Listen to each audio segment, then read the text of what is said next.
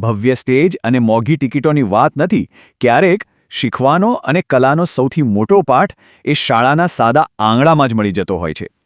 આજે આપણે એક એવી જ અનોખી શાળાના મંચ પર જઈ રહ્યા છીએ જ્યાં ભવિષ્યના કલાકારો તૈયાર થઈ રહ્યા છે. આ દૃશ્ય છે દેવકર્ણના મુવાડા પ્રાથમિક શાળાનું. અહીં કોઈ મોટી ઇવેન્ટ નથી, પણ માહોલ તો જુઓ. બાળકો, શિક્ષકો બધા એકસાથે ભેગા થયા છે, જાણે કોઈ તહેવાર હોય.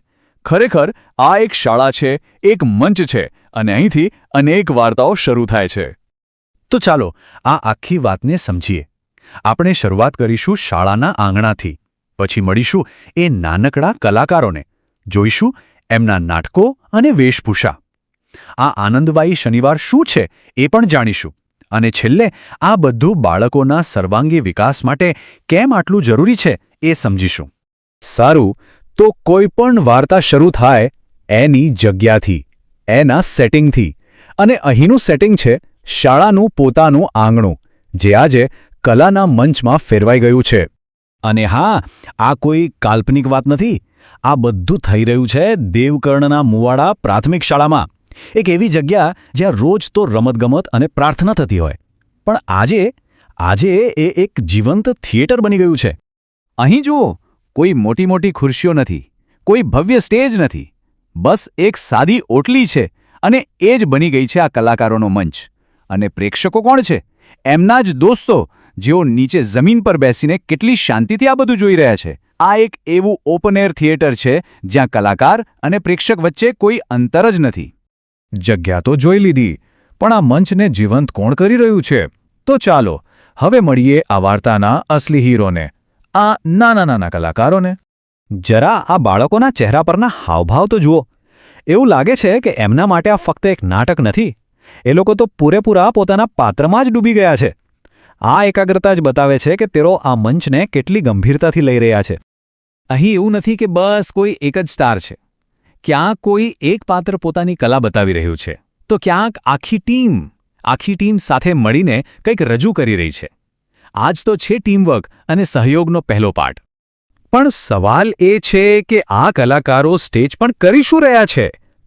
ચલો જરા નજીકથી નજર કરીએ એમના નાટકો અને એમની આ અનોખી વેશભૂષા પર. અહીંયા જુઓ, એક જ મંચ છે, પણ રંગ કેટલા બધા છે. એક બાજુ સ્કૂલ યુનિફોર્મમાં જ એકદમ ગંભીર નાટક ચાલી રહ્યું છે, તો બીજી બાજુ બાળકો રંગબેરંગી કપડામાં તૈયાર થઈને ઊભા છે. આ બતાવે છે કે કલાના કેટલા બધા સ્વરૂપો છે. આ માત્ર કપડાં નથી, આ બાળકોના સપના છે. કોઈકને રસોઈયો બનવું છે, તો કોઈકને કુરિયર બોય. આ સાધારણ વસ્તુઓમાંથી બનાવેલા પોશાકો છે, પણ એ એમની કલ્પનાને અને ભવિષ્યના સપનાઓને પાંખો આપે છે. પણ આ આખું આયોજન થયું કેવી રીતે? આની પાછળનો મુખ્ય વિચાર શું છે? ચાલો જાણીએ એ પહેલ વિશે, જેનું નામ છે આનંદદાયી શનિવાર. જુઓ, આ કોઈ એક દિવસ પૂરતું મનોરંજન નથી. આ આનંદદાયી શનિવાર જે છે એ તો શાળાના અભ્યાસક્રમનો જ એક હિસ્સો છે, અને એનો હેતુ એકદમ સ્પષ્ટ છે. ભણતર ફક્ત ચોપડીઓ પૂરતું ના રહેવું જોઈએ. બાળકોનો સર્વાંગી વિકાસ થવો જોઈએ. એમની અંદર જે કલા છુપાયેલી છે એ બહાર આવવી જોઈએ. તો આખરે આવા કાર્યક્રમોથી શું ફાયદો થાય? ચાલો હવે આ આનંદદાયી શનિવારને શિક્ષણના એક મોટા દૃષ્ટિકોણથી જોઈએ અને સમજીએ કે કેવી રીતે એ સર્વાંગી વિકાસનો પાયો નાખે છે. વિચારો, જ્યારે કોઈ બાળક સ્ટેજ પર બધાની સામે આવીને ઊભું રહે, ત્યારે એનો આત્મવિશ્વાસ કેટલો વધતો હશે.